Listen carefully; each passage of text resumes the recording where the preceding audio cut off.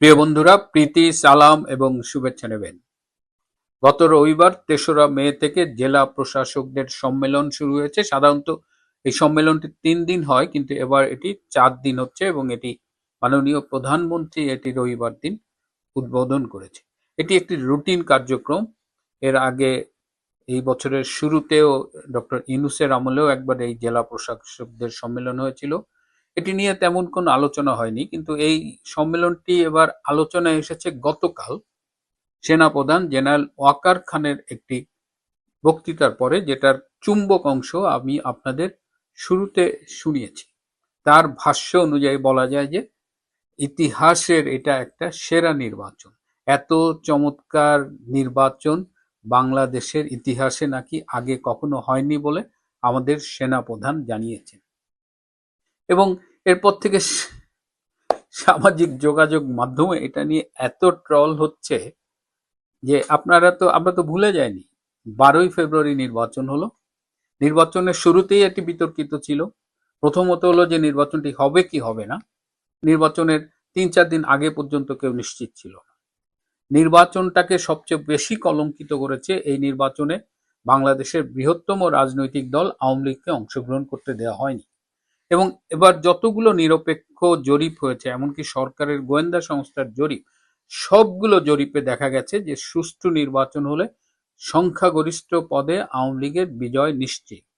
সুতরাং সেই জায়গা থেকে ভয়ে প্রথমে গত বছরের মে মাসে আওয়ামী লীগের কার্যক্রমের উপর নিষেধাজ্ঞা জারি করলো, তারপরে তাদের রেজিস্ট্রেশন স্থগিত, নির্বাচনে অংশগ্রহণ করতে দিল না। তো যে নির্বাচনে আওয়ামী লীগের মতো দলকে অংশগ্রহণ করতে দেওয়া হয় না, সেই নির্বাচন তো প্রথমেই গ্রহণযোগ্যতার মানে মাপযোগের মধ্যেই পড়ে না। তো সেই নির্বাচনকে আপনি বলতেছেন যে ইতিহাসের সেরা নির্বাচন, চমৎকার একটা নির্বাচন। আওয়ামী লীগকে অংশগ্রহণ করতে না দিয়েও কি নির্বাচনটা আপনি ভালোভাবে করতে পেরেছেন? আমরা এর আগে অনেকের মুখে শুনেছি যে রাতে নাকি ভোট হয়েছিল, কিন্তু সেই রাতের ভোটের একটা ভিডিও ক্লিপ পর্যন্ত আজ কেউ দেখাতে পারেনি। অর্থাৎ তাদের যে অসংখ্য প্রোপাগান্ডা, সেই প্রোপাগান্ডার মতো একটা প্রোপাগান্ডা ছিল 2018 সালে মধ্যরাতে নির্বাচন। কিন্তু এবার যে নির্বাচনটাকে ইতিহাসে সেরা নির্বাচন বলছেন জেনারেল ওয়াকার খান, সেই নির্বাচনের ভোট গ্রহণ তো রাতের তো কথা, আগের দিন সন্ধ্যা থেকে শুরু হয়ে গেছে। এটাকে যদি আপনি রাতের ভোট বলেন তাহলে মিথ্যে বলা হবে। এটাকে বলতে হবে সন্ধ্যার ভোট, সন্ধ্যা থেকে শুরু করে সারা রাত পর্যন্ত। এবং এটার প্রমাণ হিসেবে অসংখ্য ভিডিও ক্লিপ সামাজিক যোগাযোগ মাধ্যমে ছড়িয়ে পড়েছে। আমিও অনেকগুলো দেখিয়েছি আপনাদের। ব্যালট পেপার ছিনতাই, ইচ্ছা মতো ভোট, এগুলো তো চলেছে সারা দেশব্যাপী। এবারে ভোটে ভোটার টার্ন আউট কত ছিল? ভোটার টার্ন আউট সর্বোচ্চ যেটা, সেটা হলো 22%। মানে 22%-এর বেশি ওভারঅল ভোটার টার্ন আউট হয়ই নাই। তার মানে 78% লোক ভোট দিতে যায় নাই। তো যে নির্বাচনে 78% ভোটার ভোট দিতে যায় না, সেটা ইতিহাসের সেরা নির্বাচন কেমনে হয়? এই নির্বাচনে প্রার্থীদের নিয়ে অনেক বিতর্ক আছে। অনেক ঋণ খেলাপি এই নির্বাচনে প্রতিদ্বন্দ্বিতা করেছে, তাদের মধ্যে অনেকে আবার নির্বাচিত হয়েছে।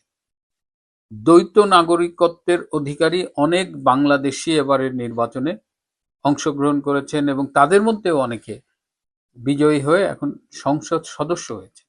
অথচ দ্বৈত নাগরিকত্ব থাকলে তার প্রার্থিতা বাতিল হয়ে যাবার কথা। অনেক প্রার্থী যাদের দ্বৈত নাগরিকত্বের ব্যাপারটা একদম ওপেন সিক্রেট, তাদের পর্যন্ত কোনো সমস্যা হয়নি এই নির্বাচনে অংশগ্রহণ করার জন্য। আর ঋণ খেলাপি তো পত্রিকায় এসেছে। বিএনপির এত এত এত ঋণ খেলাপি প্রার্থী ছিল যে আওয়ামী লীগ আমলে বিএনপির ব্যবসায়ীরা নির্দ্বিধায় কোনো সমস্যা ছাড়াই ব্যবসা করেছে এবং তাদের সম্মিলিত ঋণের পরিমাণ প্রায় 16,000 কোটি টাকার বেশি।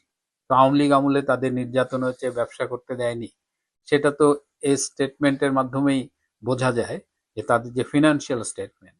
নির্বাচনী ফলাফল নিয়ে কারচুপি হচ্ছে। শোনা যায় যে জামাতের আমির ডক্টর শফিক তিনিও পরাজিত হয়েছিলেন, এনসিপির প্রধান নাহিদ ইসলাম তিনিও পরাজিত হয়েছিলেন।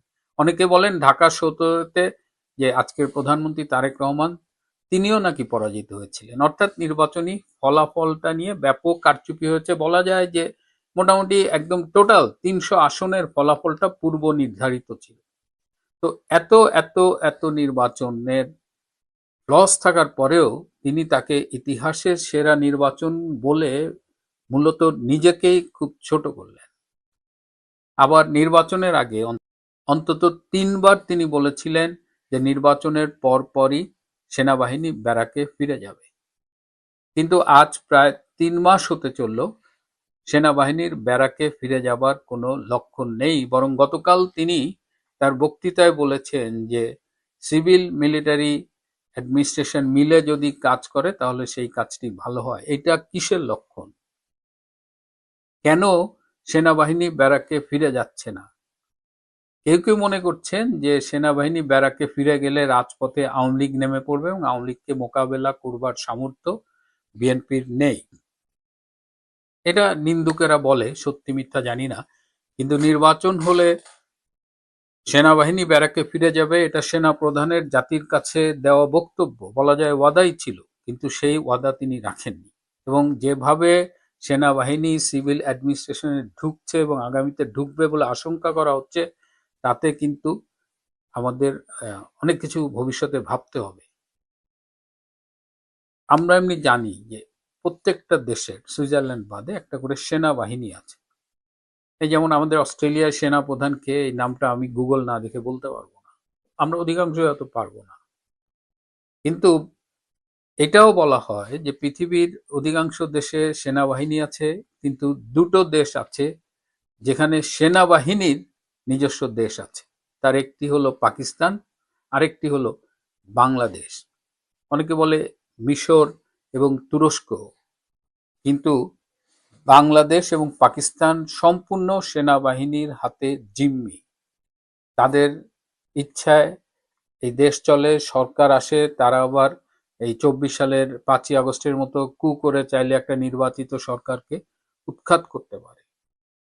সুতরাং সেনাপ্রধান ওয়াকারের এই নির্বাচন নিয়ে যে স্টেটমেন্ট, এটা ইতিমধ্যেই প্রত্যাখ্যাত হয়েছে। এটা নিয়ে আমি দেখলাম না কারো কোনো আগ্রহ আছে।